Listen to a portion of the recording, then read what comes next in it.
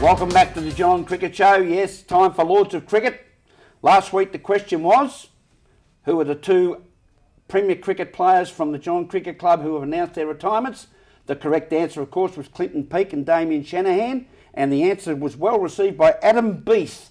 So congratulations, Adam. Lords of Cricket on its way to you, my friend. And in the Duck of the Week award, yes, we couldn't go past it. We've got two to give away this week. Damien Foster from St Joseph's, a golden duck with the very first ball of the innings, and Nick Hill, a duck in the semi-final, a duck in the preliminary final. So he goes in the grand final with a pair against his name. Congratulations, guys. Welcome to the Duck of the Week award. Let's turn our attention to the Geelong Cricket Association Division 2 Grand Final.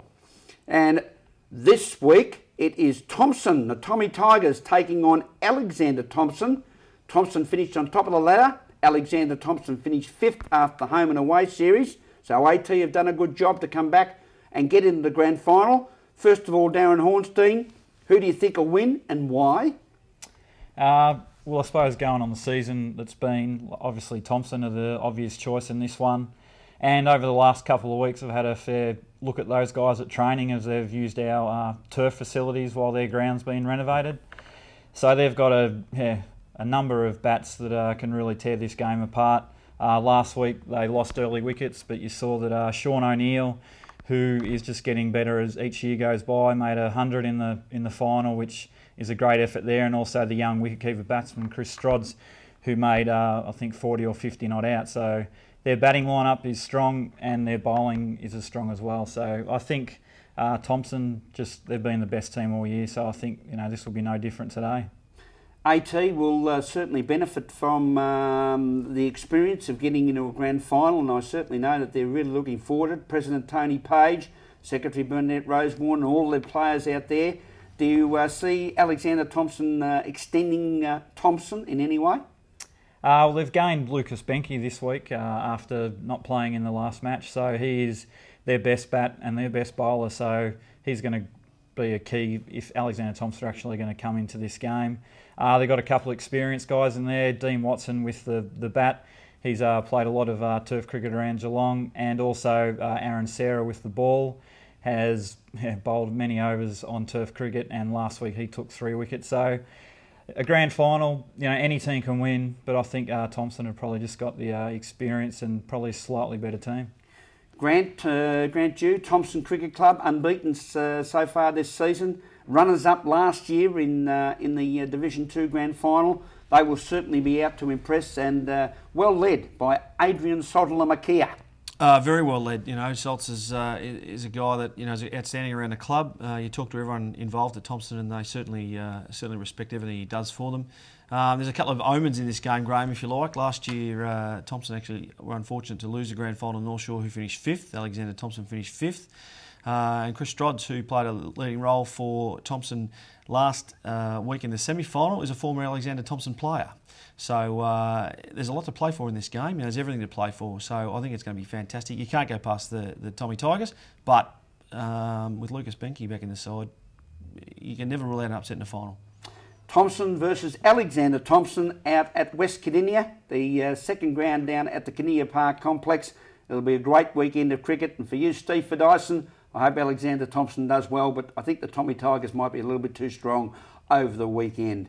The GCA Division 1 Grand Final. What a game this will be. Lara Cats taking on the Geelong West Rams on the Geelong Cricket Ground.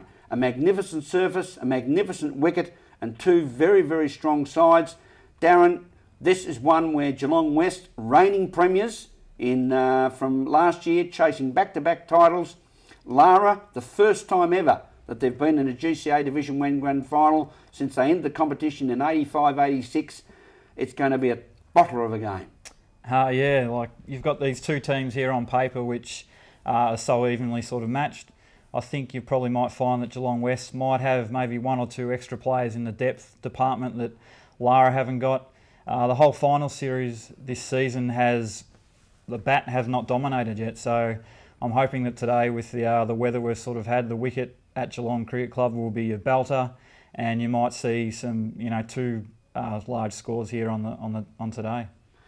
It's an interesting point you make when you see the scores that have been made by the bat throughout the final series so far, that we now expect a grand final with good runs. And Grant, down at the Geelong Cricket Ground, you couldn't get a more perfect setting for the game, and obviously the GCA looking forward to making a great presentation over the next 2 days. Oh, absolutely. I've been down there during the week in regards to looking at some of the setup, and it's going to be absolutely perfect for cricket. There is certainly no excuses to be had other than the pressure of a final. You know, you've seen some big scores from a lot of clubs, and a lot of players have got individual run tallies which are over the 500 mark, whereas 160 or 70 has been good enough to win a couple of finals so far.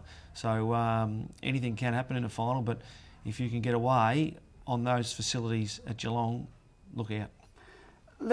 Take us there, you guys, from a viewer's perspective, both of you, and I'll go to you first, Grant. You mentioned the word. What is the pressure like? I mean, how does it feel, and B, how do you handle it, both from a leader's point of view and an individual point of view?